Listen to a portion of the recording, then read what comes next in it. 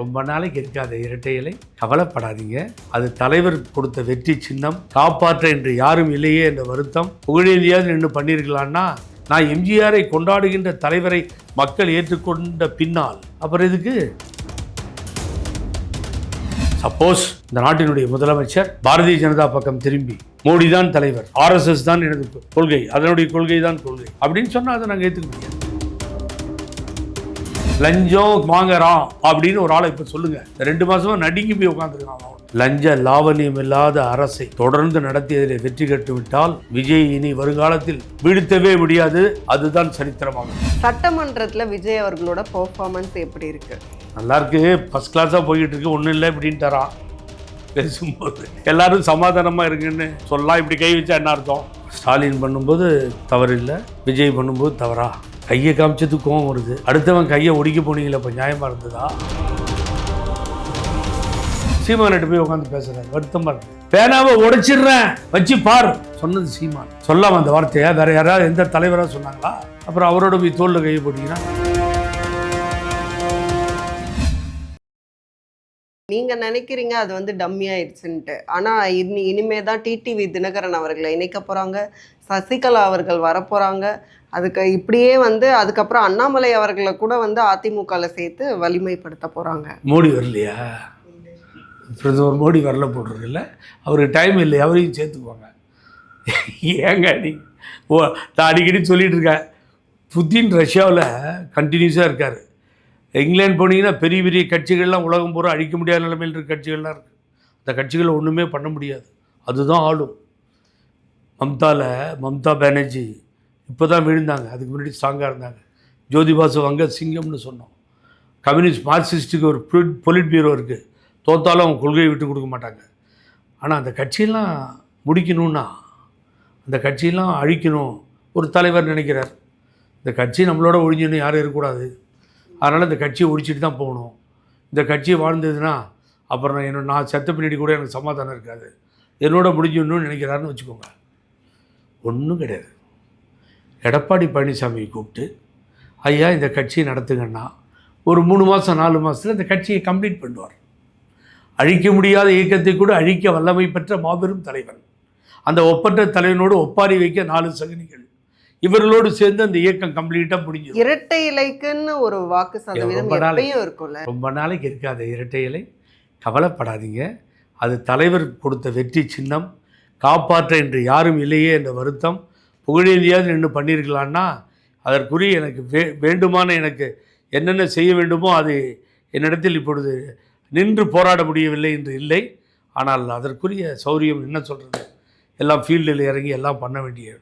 நான் எம்ஜிஆரை கொண்டாடுகின்ற தலைவரை மக்கள் ஏற்றுக்கொண்ட பின்னால் அப்புறம் இதுக்கு இந்த பாருங்க போட்டுட்டு தானே இருக்கேன். இதோ கழட்டிட்டேனா?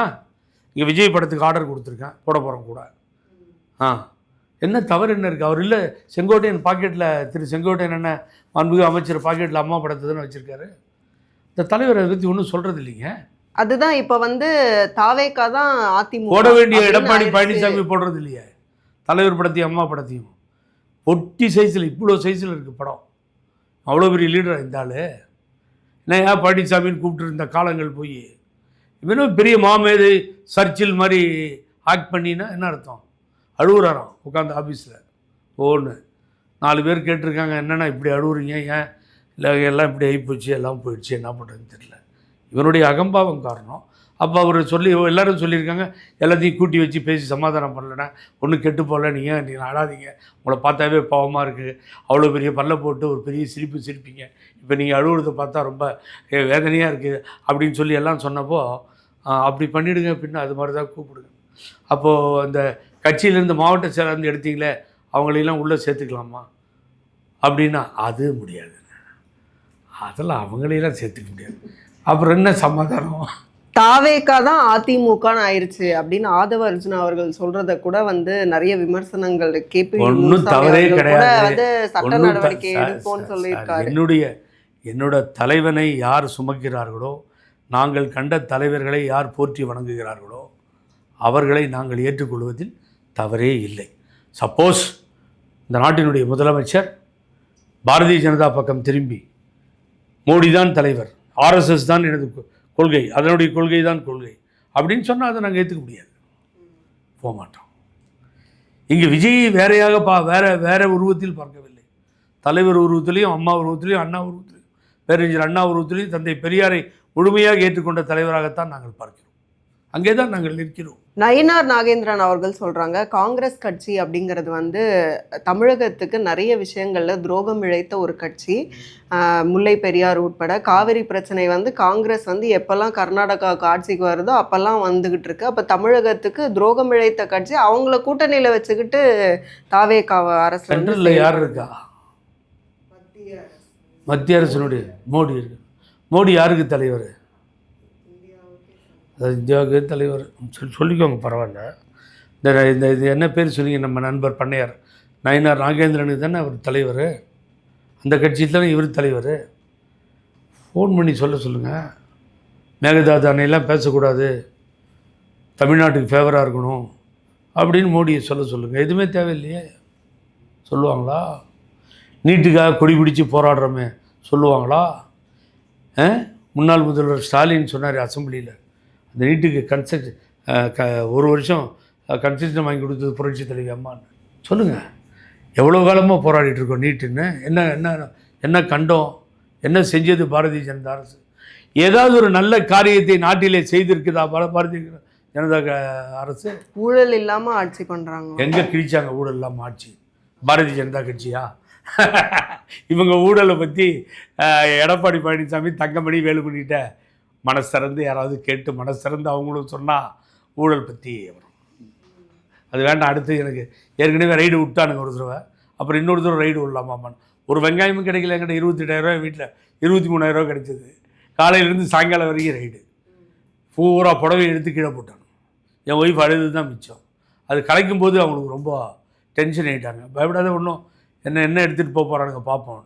ஒன்றும் பண்ண, அவன் ராங்காக வந்துட்டோன்னு மனைவி கேட்டு போயிட்டான் கடைசியில், இன்கம் டேக்ஸ் ஆஃபீஸர். இப்போ விஜய் அவர்களை வந்து ஆதரிக்கிறீங்கன்னா அவங்களுக்குன்னு ஒரு டைம் கொடுக்கணும்ல. இப்போ தான் ஆட்சிக்கு வந்திருக்காங்க, ஒரு 6 months வரைக்கும் டைம் கொடுத்துட்டு அவங்க எக்யூப்பாக ஆள்றாங்களா இல்லையா அப்படிங்கிறத பார்த்துட்டு தானே நீங்கள் தாவேக்காவை ஆதரிக்க முடியும். இப்போவே எப்படி போயிட்டு தாவேக்காவில் சேர்ந்தீங்க? யார், நானா? ஏங்க, இன்னும் ஆதரிக்கிறது ஆதரிக்காதது, இவர்கள் கொடுத்த வாக்குறுதிகள் நிறைவேற்றுவது நிறைவேற்றாமல் போவதெல்லாம் டைம் இருக்குது. இங்கே தான் ஒன்றுமே, நான் கப்பல் மூழ்குதுங்க. மாலுமி இந்த கப்பலை இயக்க சரியாக இல்லை.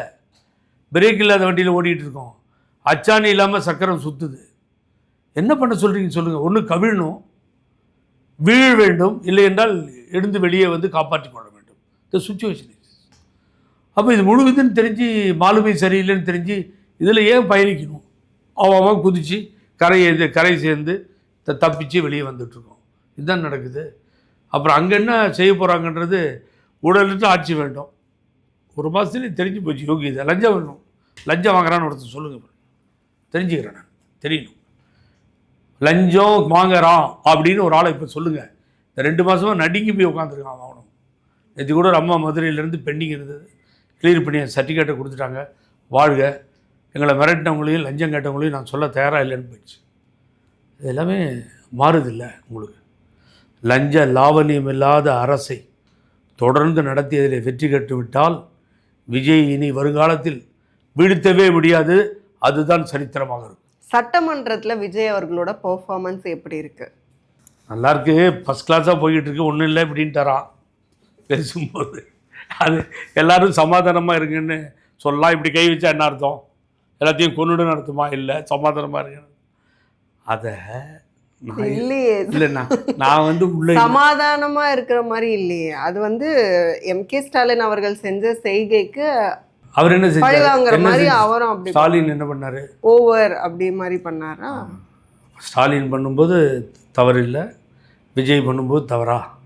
அவர் செய்தமே வந்து தவறு. இன்னொன்று சொல்லட்டுமா? யாரும் சொல்லாது. இதே சட்டமன்றத்தில் தனபால் என்கின்ற மிகவும் தாழ்த்தப்பட்ட ஒரு சபாநாயகரை அம்மா அமரச் செய்து அழகு பார்த்தார். சட்டமன்றம் நல்லா போயிட்டு இருந்துச்சு. ஒரு நாள் அந்த சட்டமன்றத்தில் அந்த சேரை அடித்து உடைச்சி இதெல்லாம் பிடிங்கி எடுத்துட்டாங்க. நான் உட்காந்துருக்க மாட்டேன்.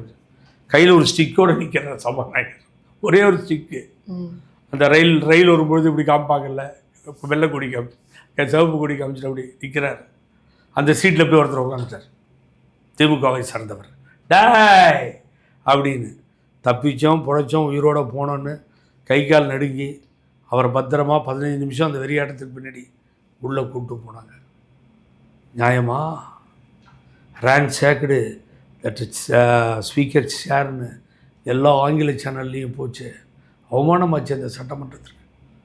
பெருந்தலைவர் காமராஜர், பேரறிஞர் அண்ணா, புரட்சி தலைவர் எம்ஜிஆர், எத்தனை சட்டமன்ற கலைஞரே எடுத்து இப்படிலாம் இருந்த அந்த சட்டமன்றத்தில் அப்படி ஒரு நிகழ்வு நடந்தது. கையை காமிச்சதுக்கு கோவம் வருது. அடுத்தவன் கையை ஒடிக்க போனீங்களே, இப்போ நியாயமாக இருந்ததா? அந்த தாழ்த்தப்பட்ட சமுதாயத்தை சார்ந்த அந்த தனபால் அசிங்கப்படுத்தப்பட்டாரே, அந்த தனபாலினுடைய சன் இன்னைக்கு மினிஸ்டராக இருக்கார் விஜயனுடைய கேபினெட்டில், தளபதியினுடைய கேபினெட்டில். எங்கே இழந்தோமோ அது மீட்டெடுக்கப்பட்டது, எங்கே வளர்ந்ததோ லஞ்சம் அது வெட்டி எடுக்கப்படுகிறது. பொறுத்திருந்து பார்ப்போம். பொறுத்திருந்து பாருங்கள். பர்ஃபார்மன்ஸ் இப்போ திமுகவுக்கு இல்லைங்க, ஆட்சியில் இல்லை. அதை அவர்கள் உணர வேண்டும். ஆகவே பழனிசாமின்ற ஒரு முதலையோடு சேர்ந்து, ஊழல் முதலையோடு சேர்ந்து அது மேலே ஏறி ஆட்சி அமைக்கணும்னு அவங்க நினைக்கவும் கூடாது, அந்த ஆள் அனுமதிக்கவும் கூடாது. திராவிட முன்னேற்ற கழகம் நீங்கள் சொன்ன மாதிரி ஒருத்தர் கூட அங்கே வரலன்றது நான் ஏற்று. வந்தால் ஆச்சரியப்படுவதற்கு இல்லை, வேறு விஷயம். வரல, இது வரைக்கும் வரல. ஆகவே இது ஒரு கட்சியாக நடந்துக்கிட்டு இருக்கு. அதில் போய் இது மாதிரி பழனிசாமியை ஏற்றுக்கிறதுங்கிறதும், சீமானிட்ட போய் உட்காந்து பேசுகிறார். வருத்தமாக இருக்குது. சீமானை பற்றி எனக்கு ஒன்றும் வருத்தமாக இல்லை, என்னுடைய நண்பர் தான் சீமான். பேனாவை உடைச்சிடுறேன் வச்சு பார் சொன்னது சீமான். யார் பெண்? கலைஞர் எழுதிய பெண். சொல்லாமல் அந்த வார்த்தையை வேறு யாராவது எந்த தலைவராக சொன்னாங்களா? அப்புறம் அவரோட போய் தோளில் கையை போட்டிங்கன்னா அவர் போடல. இது போல் எவ்வளோ இருக்குது, 2 வார்த்தையில் சொல்கிறது இல்லை. ஆகவே அவர்களை பற்றியது கூட பேசுவது வேண்டாம். இப்பொழுது நல்லாட்சி நடக்கட்டும், நல்லாட்சி பெருசாக வளரட்டும். ஆகவே மக்களுக்கு நன்மைகளை செய்யட்டும். திராவிட இயக்க கொள்கையிலிருந்து விலகாமல் இருக்கட்டும். இதை தான் நாங்கள் பார்த்து கொண்டிருக்கிறோம். அதுதான் நடக்கும்.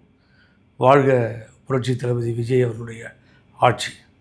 நன்றி, வணக்கம். மிக்க நன்றி. உங்களுடைய நேரத்துக்கும் கருத்துக்களுக்கும் மீண்டும் இன்னொரு சந்தர்ப்பத்தில் பேசலாம். நன்றி.